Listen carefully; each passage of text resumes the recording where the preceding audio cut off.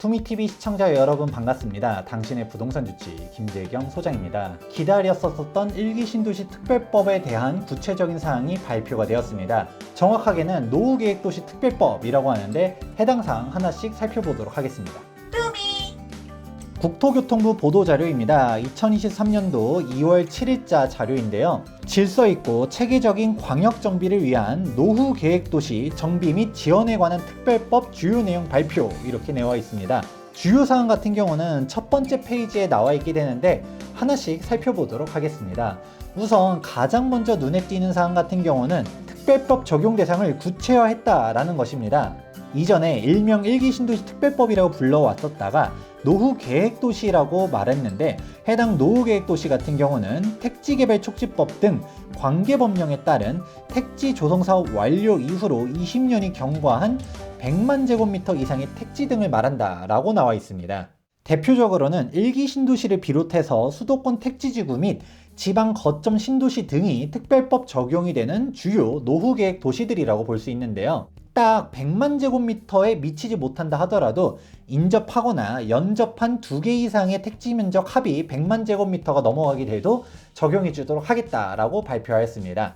해당 발표가 이번 대책에서 가장 눈에 띄는 사항이라고 볼 수 있는데요. 그동안 일기 신도시 특별법에 대한 비판 중 하나가 왜 일기 신도시만 특혜를 주느냐, 역차별이다 라는 논란들이 있었습니다. 기사를 본다 하더라도 일기 신도시에 대한 용적률 특혜가 형평성 문제가 있다라는 기사들을 어렵지 않게 찾아볼 수가 있는데요. 80년도에 조성됐었던 목동, 상계동, 여의도, 여기 외로도 개포동 및 고덕동이 있고요. 그리고 일기 신도시와 똑같이 노태우 정권의 200만호 공급계획에 의해 조성됐었던 지방광역시에 조성된 도시들조차도 역차별 논란이 있었습니다. 대표적으로는 대전 둔산동이 있었었죠. 그렇다 보니 해당 의견들을 고려해서 보다 차별 논란이 안 생길 수 있도록 법령을 준비했다라고 볼 수가 있습니다. 그러면 여기서 말하는 20년 이상의 100만 제곱미터 이상의 택지 리스트는 바로 어디일까요? 서울 같은 경우는 개포, 신내, 고덕, 상계, 중계, 목동, 수서 등을 볼 수가 있고요.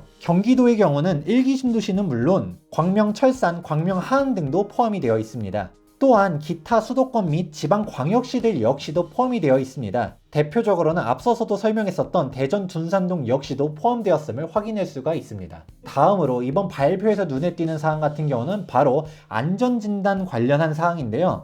재건축 안전진단을 면제하거나 또는 완화하겠다라는 사항이 발표가 되었습니다. 2022년 12월 8일자로 국토교통부에서 안전진단 합리화 방안 발표를 하면서 사실상 2차 안전진단을 백지화하였는데요. 해당 사항 관련해서는 일전 영상을 참고해 보시면 좋을 것 같은데요. 재건축 안전진단 요건을 완화하긴 했었어도 2차 안전진단에 대한 적정성 검토 판단이 지자체장한테 있다 보니까 지자체장이 재건축에 대해서 부정적으로 판단하게 되면 2차 안전진단을 받아야 된다는 사항이라든가 그걸 넘는다 하더라도 안전진단을 받는 것 자체가 돈이 많이 들어가게 됩니다. 못해도 억 단위의 비용이 필요하게 되는데 아예 면제를 해주게 되면 안전진단 비용 부담에 대한 부분들도 덜 수가 있다라고 볼 수가 있죠.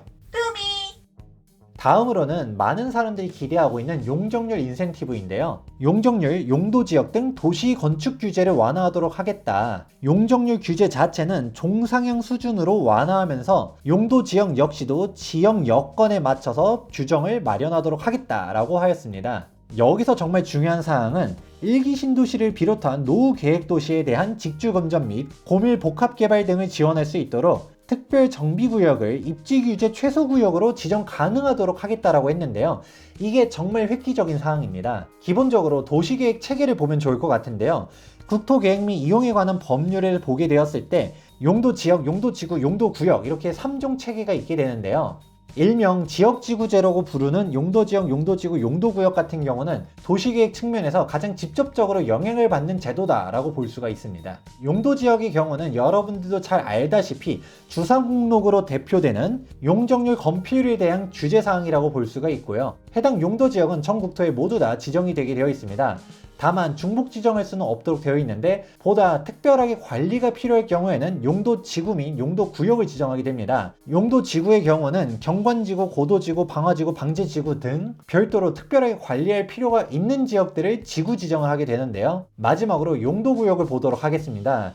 사실상 용도구역은 정말 강력한 규제라고 볼 수 있습니다. 이름만 본다 하더라도 정말 무시무시한 개발 제한 구역이라든가 도시자연공원구역, 시가와 조정구역, 수산자원보호구역 등 막강한 권한을 가지고 있는 게 바로 용도구역입니다. 그런데 맨 마지막으로 만들어진 구역 같은 경우는 입지규제 최소구역입니다. 해당 입지규제 최소구역 같은 경우는 다른 구역들과 다르게 규제 완화를 위한 구역이라고 볼 수가 있는데요. 도시지역에서 복합적인 토지 이용을 증진시켜 도시정비를 촉진하고 지역 거점을 육성할 필요가 있다고 인정될 때 지정하는 구역이라고 볼 수 있습니다. 용적률 인센티브를 줄 것이다 라는 사항들은 막연하게 있었지만 어떤 식으로 줄 것인지에 대한 구체적인 사항이 없었는데요. 이렇게 입지규제 최소구역을 지정함으로 인하여 보다 파격적인 지원을 해주겠다라는 사항을 알 수가 있습니다. 그 외로는 개별 단지별로 진행하기보다는 통합단지를 지원하도록 하면서 총괄사업관리자 제도도 도입하도록 하겠다라는 사항들을 알 수가 있습니다. 그 외 추진 절차 같은 경우는 아래 참고자를 확인해 보시면 좋을 것 같습니다. 자, 이렇게 노후계획도시특별법에 대한 주요 사항들에 대해서 알아보았습니다. 쟁점이 되는 포인트들도 몇 가지 보이긴 하는데요. 그중 첫 번째는 역차별 논란으로 생겼었던 지정 범위입니다. 1기 신도시 특별법이 출발한 사항은 윤석열 대통령의 정책 공약 중 하나였는데요. 재건축 연원이 도래했었지만 안전진단에서 줄줄이 탈락하고 사업성이 부족해서 진행이 잘 안되고 있는 5대 신도시를 지원해주도록 하겠다라는 사항이 주요 골자였습니다. 다만 1기 신도시만 혜택을 주는 것은 역차별이다 라는 논란이 나왔었을 때 당시 대통령 인수위에서는 어떤 발표가 있었었냐면 신도시뿐만 아니라 신도시가 포함된 구도심까지 범위를 보다 확장하도록 하겠다라고 발표를 하였는데요. 대상 지역이 분당, 일산, 삼본, 중동, 평촌이 아니라 고양시, 성남시, 부천시, 안양시, 군포시 이렇게 5개 시로 확대하는 방안을 검토 중이라고 하였습니다. 그렇게 1기 신도시를 품은 5개 지역까지 재건축 규제 완화를 확대하겠다라고 하자 다른 지역들은 왜 안 해주냐라는 역차별 논란들은 계속적으로 불거졌었고 인접하거나 연접한 지역들 역시도 포함할 수 있도록 하긴 했었지만 불확실성이 존재한다라는 것입니다. 분당 바로 옆에 붙어있지만 택지개발지구는 아니었었던 아파트까지는 어떻게든 포함할 수는 있다 하더라도 좀 동떨어진 성남에 있는 재건축 단지는 해당 사항이 아니다 라는 부분들도 참고하실 포인트라고 볼 수가 있는 것이죠. 두 번째 쟁점 사항은 과연 용적률을 얼마까지 그리고 어떻게 올려줄 것이냐에 대한 사항도 알아둘 필요성이 있습니다. 벌써 나오는 비판 중 하나가 1기 신도시가 기반 시설도 부족하게 되는데 용적률 500%까지 허용해준다 하더라도 실효성이 있느냐라는 내용이 나오고 있는데요. 사업성도 중요하지만 도시계획적인 측면에서 용적률을 무작정 높여주게 되게 되면 학교부터 시작해서 각종 기반 시설들이 부족하게 됩니다. 특히 도로를 확장하기에는 한계가 있기 때문에 자동차로 출퇴근하게 되는 비역세권보다는 대중교통으로 흡수가 가능한 역세권 중심으로 용적률을 높게 줄 가능성이 높다라는 부분이 있습니다. 그리고 이 역시도 무조건 용적률 500%를 역세권에 주게 되면 형평성 논란 및 특혜 시비가 있을 수 있기 때문에 임대주택 및 기부 체납에 대한 비율 역시도 강제할 가능성이 높습니다. 용적률 500%를 준다라고 해서 무조건 다 좋다라기보다는 실질적인 편익을 따져볼 필요성이 있다는 것도 우려점 중 하나입니다. 마지막으로는 재개발 재건축 투자를 하려고 했었을 때는 기간 고려를 꼭 해야 된다는 점을 다시 한번 강조드리고 싶은데요. 정비구역이 지정된다 하더라도 조합 설립 인가까지만 하더라도 몇 년 세월이 지나갈 수가 있고요. 조합 설립 인가가 난다 하더라도 준공까지 아무리 빨라도 8년에서 10년이라는 시간이 필요하게 됩니다. 즉 1기 신도시 같은 경우는 지금부터 출발하게 되었을 때 완공까지는 최소 15년 이상이라는 기간이 필요하게 되는데요. 여기서 또 중요한 사항은 1기 신도시가 이주를 하려고 했었을 때 동시다발적인 이주는 지자체에서 막을 가능성이 매우 높습니다. 당장 1기 신도시 내에서도 먼저 추진하고 있는 재건축 단지들만 빠르게 진행할 가능성이 높고 그 이후에 있는 재건축 단지들 같은 경우는 몇 년씩 딜레이 될 수 있다는 부분들도 분명 고려할 필요성이 있다는 것이죠. 현실적으로 내가 보유한 아파트가 재건축이 되기까지는 정말 시점에 따라서는 15년에서 20년 이상도 걸릴 수 있다는 점 참고하실 필요가 있습니다. 즉 1기 신도시뿐만 아니라 목동이나 상계동, 중계동 같은 해당 단지들 같은 경우도 인센티브를 받는 것도 중요하지만 해당 지역에서 가장 먼저 추진해야 되는 이유도 존재하게 됩니다. 이주 시점 분산을 통한 사업 속도 지연에 대한 부분들 역시도 고려해야 될 포인트 중 하나입니다.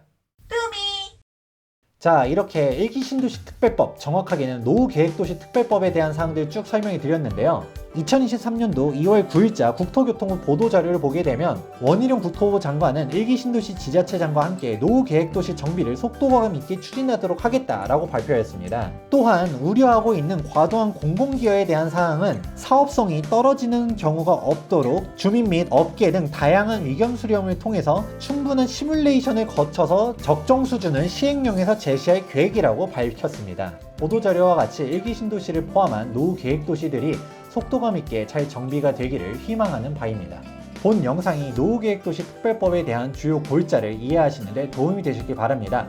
도움되셨다면 좋아요와 구독하기 눌러주시기 바라면서 지금까지 부동산 주치 김재경 소장이었습니다. 감사합니다.